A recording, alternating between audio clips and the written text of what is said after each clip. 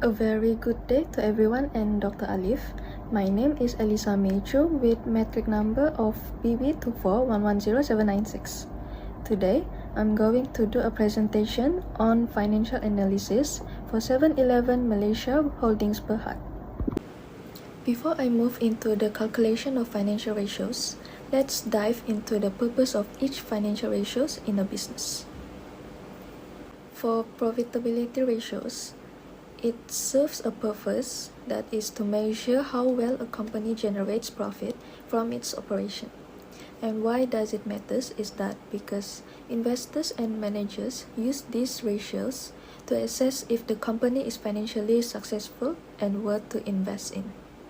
To find return on assets, we must first find the formula, which is net income over total assets. The return on assets for 7-Eleven shows a strong improvement in 2023, which is 10.67%. But there is a major drop in 2024, which is 1.62%. The drop of return on assets in 2024 signal a poor asset use or profit decline. To find return on equity, the formula is net income over total equity. The return on equity for 7-Eleven is extremely high in 2023, which is 75.60%. But there is an extreme drop in 2024, which is 11.25%.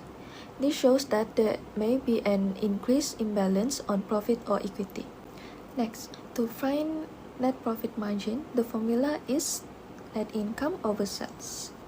9.70% was generated in 2023, but it significantly dropped at 1.32% in 2024.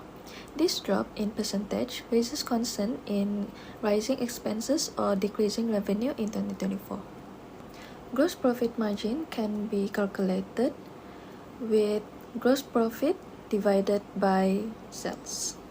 In 2024, it has the highest percentage of 32.17%.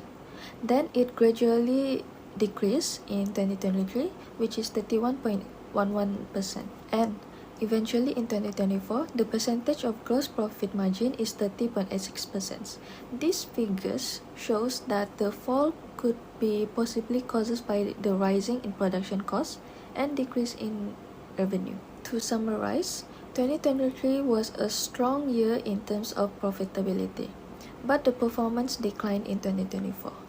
This suggests a possible operational or market issues faced by the company.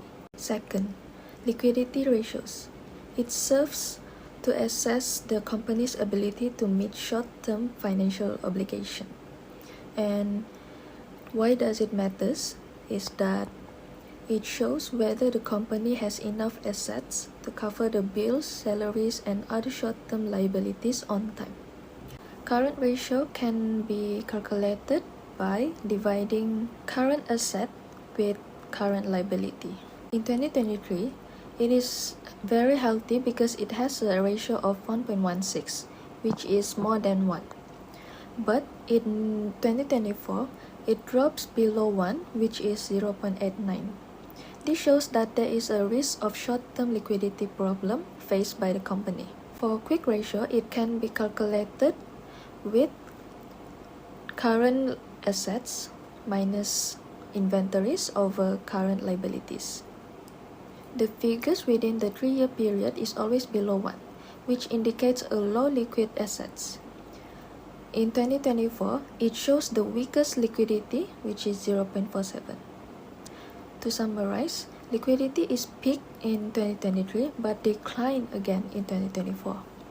Company may struggle to pay short-term obligation without relying on inventory. For solvency ratios, it serves a purpose to evaluate the company's long-term financial stability and debt levels. And why does it matter is that it helps to determine if the company can survive in the long run, especially if it's heavily reliant on borrowed money and liability. Debt to equity ratio can be calculated by dividing total liabilities with total equity. Debt of equity ratio shows a decline from 10.63 in 2022 to 5.96 in 2024. This indicates that the company reduced its reliance towards debt financing over the 3-year period. For interest coverage ratio, it can be calculated by dividing profit from operations or EBIT over finance costs. Interest coverage ratio dropped in 2023, which is 1.42, but it rises in 2024, which is 2.16. This indicates that the company are able to cover its interest expenses slowly. In summary, solvency is improving over the 3-year period. However, the company's debt level are very high, especially in 2023, which is the most financially risky. But there is a slight improvement in 2024, but solvency remains a concern for the company.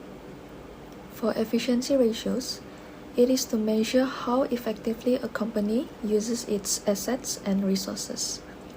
And why does it matter is that because it shows how well the company is managing inventory, receivables, and overall operations to generate revenue. For asset turnover ratio, it can be calculated by dividing revenue with total assets. The asset turnover ratio shows a consistent improvement from 0.93 in 2022 to 1.23 in 2024.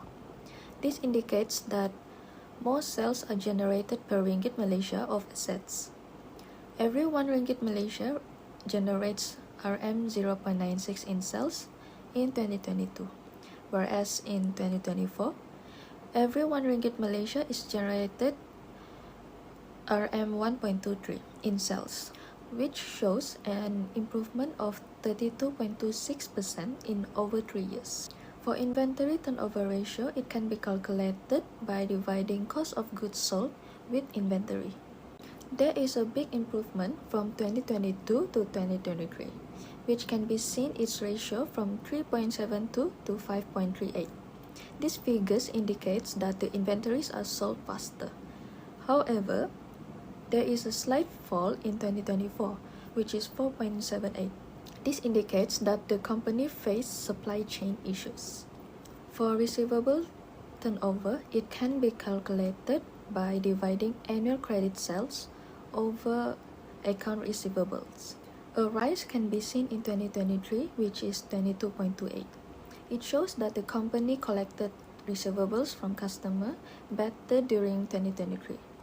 However, the collection of receivables slows down in 2024 as the ratio falls to 14.42. This shows that the customers are taking a longer time to pay for the goods and services. In summary, efficiency improved overall. 2023 was strongest across all metrics. 2024 shows a decline, but still above 2022 levels. In conclusion, the financial ratio analysis shows that 2023 was the company's strongest year, with high profitability, improving liquidity, and efficient operations. However, in 2024, the company experienced a significant decline, especially in profitability and liquidity. Although the company became slightly more solvent by reducing its debt-to-equity ratio, the figures still indicate a high reliance on debt, which remains a risk. Efficiency ratios stay strong, but slower receivables collection in 2024 that impact on the cash flow. Overall, the company should focus on improving profitability by controlling costs or boosting their revenue. Next, strengthening short-term liquidity to meet obligation. And lastly, manage its debt levels carefully to reduce the long-term risk. Financial ratios can provide important insights, but they should be analyzed together and compared across time to make an informed decisions. And that is all from me, and thank you.